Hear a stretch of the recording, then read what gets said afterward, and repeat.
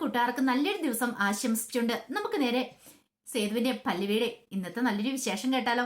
ആദ്യമായി കാണുന്നവരാണെങ്കിൽ ചാനൽ ഇഷ്ടപ്പെട്ട ഒന്ന് സബ്സ്ക്രൈബ് ചെയ്യാൻ മറക്കരുത്. വീഡിയോ ഇഷ്ടപ്പെടുവാണെങ്കിൽ ഒരു ലൈക്കെങ്കിലും തരാൻ മറക്കരുത് കേട്ടോ. അപ്പൊ നമുക്ക് നേരെ നമ്മുടെ വിശേഷത്തിലേക്ക് പോയാലോ.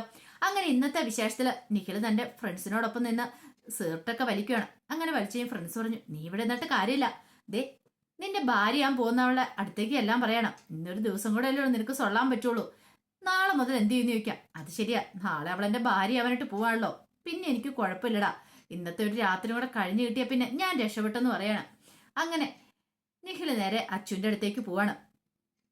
അച്ഛൻ്റെ അടുത്ത് എന്നിട്ട് അതെ സോറി കേട്ടോ അച്ഛൻ, മുമ്പേ ഞാൻ അങ്ങനെയൊക്കെ പെരുമാറില്ലായിരുന്നു. അങ്ങനെയൊക്കെ ബിഹേവ് ചെയ്തതിൽ എനിക്ക് ഒത്തിരി സങ്കടമുണ്ട്. അത് പിന്നെ എന്നെ മനഃപൂർവ്വം ഇൻസൾട്ട് ചെയ്യാൻ വേണ്ടിയിട്ട് ആ പ്രോഗ്രാം നടത്തിയ പോലെ എനിക്ക് തോന്നി എന്നൊക്കെ പറയണം. ഇത് കേട്ടത് അച്ഛനൊന്നും മിണ്ടിയില്ല.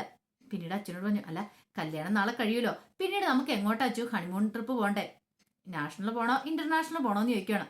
ഇത് കേട്ടതും അച്ചു പറഞ്ഞു, എനിക്ക് ഒരിടത്തേക്കും പോകാൻ താല്പര്യമില്ലെന്ന് പറയണം.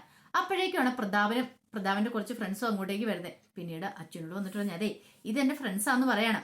അങ്ങനെ പരിചയപ്പെടുത്തുവാണ് അച്ഛനെ. പിന്നീട് പറഞ്ഞു, ഇവരൊക്കെ ജോലി ബിസിനസ് പരമായിട്ടുള്ള എൻ്റെ ഫ്രണ്ട്സുകളാണ്. കാരണം ടെക്സ്റ്റൈൽ ഷോപ്പുമായിട്ട് ഇവർക്ക് നല്ല ബന്ധമുണ്ട്.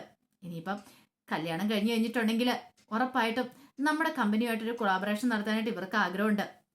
അപ്പൊ അതിനു വേണ്ടിയിട്ട് ഇവര് എന്നോട് കാര്യങ്ങളൊക്കെ പറഞ്ഞിട്ടുണ്ട്, സംസാരിച്ചിട്ടുണ്ടെന്ന് പറയണം. അപ്പൊ അതും കൂടെ പറയാനായിട്ട് അച്ഛൻ്റെ അടുത്തേക്ക് വന്നേന്ന് പറയാം. ഇത് കേട്ടതും അച്ഛന് നല്ല ദേഷ്യം വന്നു. അച്ഛൻ പറഞ്ഞു, അതെ ഇമാതിരി കാര്യങ്ങളൊക്കെ ഞാൻ അല്ല തീരുമാനിക്കുന്നത്, ഞങ്ങളുടെ വലിയേട്ടനാണ്.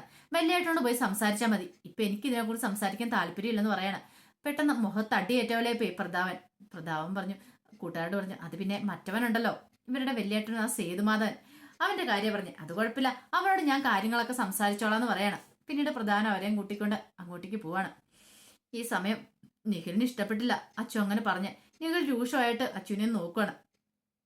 അച്ചു അത് മൈൻഡ് ചെയ്യാനേ പോയില്ല. അപ്പോഴേക്കും നിഖിലിന്റെ ഫോണിലേക്ക് കോൾ വന്നു.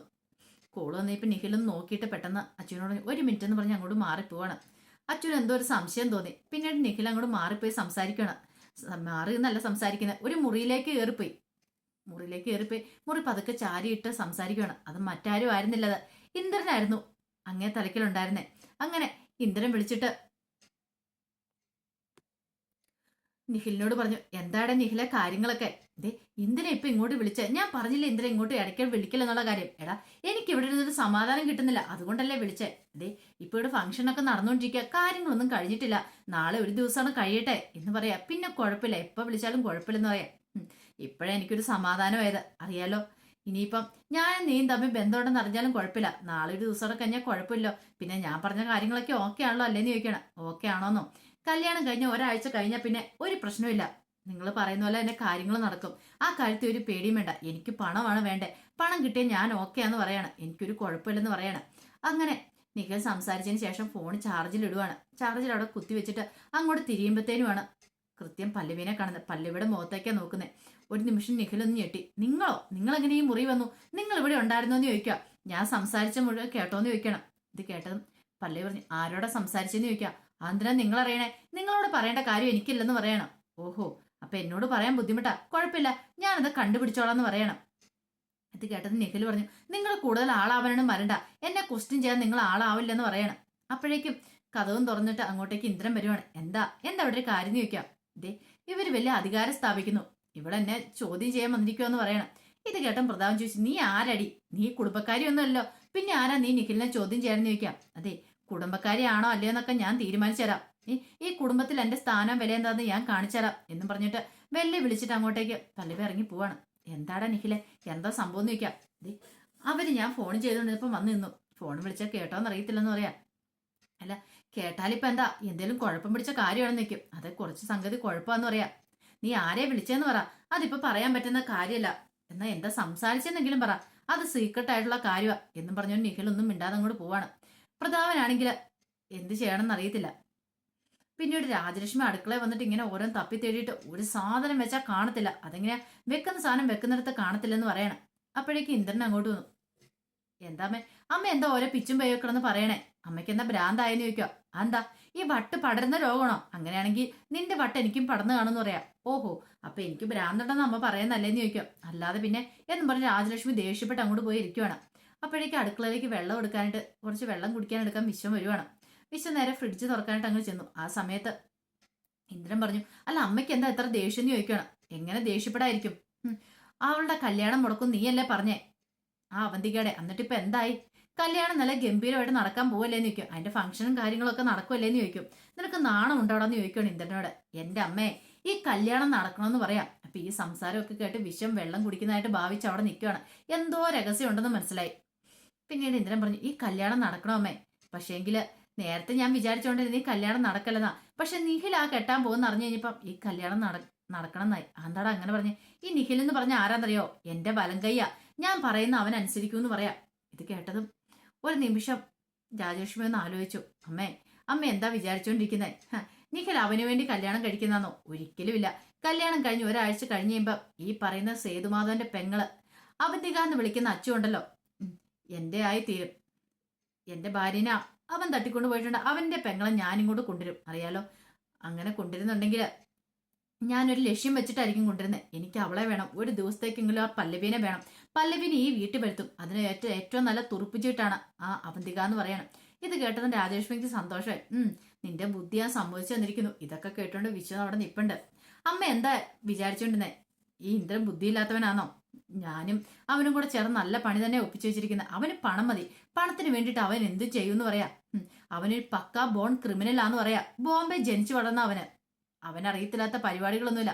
അവനെ പോലെ ക്രിമിനലാണ് അവളെ കല്യാണം കഴിക്കാനായിട്ട് പോകുന്നത്. പിന്നെ ഞാൻ പറയേണ്ട കാര്യമില്ലല്ലോ. കല്യാണം കഴിക്കുന്ന അവൻ എന്തിനു വേണ്ടിയാന്ന് പോലും അറിയത്തില്ല. ഒരുപക്ഷെ ഒന്നിച്ച് ജീവിക്കാനാണോ അതോ ഇനിയിപ്പോൾ അവിടെ കൊണ്ടുപോയിട്ട് എന്ന് പറഞ്ഞിട്ട് അങ്ങ് നിർത്തുവാണ്. ഇതെല്ലാം വിശ്വം കേട്ടു. വിശ്വത്തിന് കാര്യങ്ങൾ ഏകദേശം മനസ്സിലായി. രാജലക്ഷ്മിക്ക് സന്തോഷമായി. ഉദ്ദേശിച്ച പോലെ കാര്യങ്ങൾ നടക്കുന്നുണ്ടല്ലോ എന്നോർത്തുണ്ട്. പിന്നീട് പല്ലവി നേരെ മുറിയിലേക്ക് വരുവാണ്. മുറിയിലേക്ക് വന്ന് കതക് ലോക്കിട്ടു. ഈ സമയം അവന്റെ ഫോൺ അവിടെ ഇരിക്കുന്നുണ്ടായിരുന്നു. നിഖിലിന്റെ ഫോൺ അവിടെ ചാർജ് ചെയ്യാൻ കുത്തിയിട്ടുണ്ട്. അഞ്ഞ് ഫോൺ എടുത്തതെന്ന് വെച്ചപ്പോൾ ലോക്ക് മാറ്റാൻ പറ്റുന്നില്ല. ഇനിയിപ്പോൾ എന്ത് ചെയ്യും? ഒരു കാര്യം ചെയ്യാം എന്നോർത്ത് നേരെ പാറുവിനെ വിളിക്കുവാണ്. പാറുവിനെ വിളിച്ചിട്ട് ചോദിച്ചു, പാറു എനിക്കൊരു കാര്യം ചോദിക്കാൻ വിളിച്ചാന്നാ. എന്താ ചേച്ചി? കല്യാണമൊക്കെ പൊടി പോരുമല്ലേ? അതൊന്നും അല്ല. ഇപ്പൊ എനിക്ക് പെട്ടെന്നൊരു കാര്യം അറിയണമെന്ന് പറയാം. എന്താ? നമ്മൾ ഒരാളുടെ ഫോണിൽ ലോക്കാണെ അത് മാറ്റുന്നത് എങ്ങനെയാന്ന് ചോദിക്കാം. ഇത് കേട്ട് കഴിഞ്ഞപ്പോൾ പാറു ചോദിച്ചു, എന്താ കാര്യം? കാര്യമൊക്കെ നിന്നോട് പിന്നെ പറയാം. അതെ, അതൊക്കെ നിയമപരമായിട്ട് കുറ്റമാണ്. അങ്ങനെ ഒരാളുടെ ഫോൺ നമ്മൾ അനധികൃതമായിട്ട് എടുക്കണേന്ന് പറയാം. ശിക്ഷാർക്കമാന്ന് പറയാം. ഇപ്പൊ അതൊന്നും നീ കാര്യമാക്കേണ്ട. എങ്ങനെ ലോക്ക് മാറ്റണമെന്ന് മാത്രം പറഞ്ഞാൽ മതി. അതിന്റെ ഒരു വിദ്യയുണ്ട്. അല്ല, ഫിംഗർ ലോക്കാണോ അതോ അല്ലാതെ ഫേസ് ലോക്ക് മറ്റോ ആണോന്ന് ചോദിക്കണം. ഫിംഗർ ലോക്കാന്ന് പറയണം. പാറ്റേൺ ആന്ന് പറയണം. അങ്ങനെയാണ് കുഴപ്പമില്ല. പാറ്റേൺ ആണെങ്കിൽ എളുപ്പമുണ്ട്. ഇനിയിപ്പോൾ ഫിംഗർ ലോക്ക് ആണെങ്കിൽ നമുക്ക് മാറ്റാനൊന്നും പറ്റില്ല എന്ന് പറയണം. അന്നെങ്കിൽ ഒരു കാര്യം ചെയ്യും, ഞാൻ പറഞ്ഞുതരാന്ന് പറഞ്ഞിട്ട് അങ്ങനെ പല്ലവിക്ക് ഐഡിയ പറഞ്ഞു കൊടുക്കണം. ഐഡിയ എന്നാന്ന് പറയുന്നില്ല, പറയുന്നതായിട്ട് കാണിക്കുന്നുള്ളൂ കേട്ടോ. പറഞ്ഞു കൊടുക്കുക. പല്ലവിക്ക് സന്തോഷമായി. അങ്ങനെ പല്ലവി ഫോൺ വെച്ചതിന് ശേഷം അതിന്റെ ലോക്ക് മാറ്റാനായിട്ട് നോക്കുവാണ്. പിന്നീട് പല്ലവിക്ക് അതിന്റെ ലോക്ക് മാറ്റി കിട്ടി. ലോക്ക് മാറ്റി കെട്ടി കഴിഞ്ഞപ്പോൾ തന്നെ അതിൻ്റെ അകത്ത് ആ വിളിച്ച നമ്പർ കണ്ട പല്ലവി ഒരു നിമിഷം ഞെട്ടുവാണ്. ഈ സമയം പാറുവിന്റെ ഫോണിലേക്ക് വിശ്വത്തിന്റെ കോള് വരുന്നത്. വിശ്വം വിളിച്ചു കഴിഞ്ഞപ്പോൾ പാറു ചോദിച്ചാൽ എന്താ ഈ സമയത്ത് വിളിച്ചെന്ന് ചോദിക്കാം. അതെ, ഇമ്പോർട്ടന്റ് ആയിട്ടുള്ള കാര്യം പറയാൻ വേണ്ടിയിട്ടാ. പിന്നീട് കാര്യങ്ങളൊക്കെ പറയണം. അവിടുന്ന് അറിഞ്ഞ കാര്യങ്ങളൊക്കെ ഇന്ദ്രേട്ടൻ അമ്മയോട് പറഞ്ഞ കാര്യങ്ങളെല്ലാം പറയാണ്. എത്രയും പെട്ടെന്ന് ആ അവന്തികേനെ രക്ഷിച്ചാൽ മതിയാവുള്ളൂ. നിന്റെ ചേച്ചിയോട് കാര്യങ്ങളൊക്കെ തുറന്നു പറ.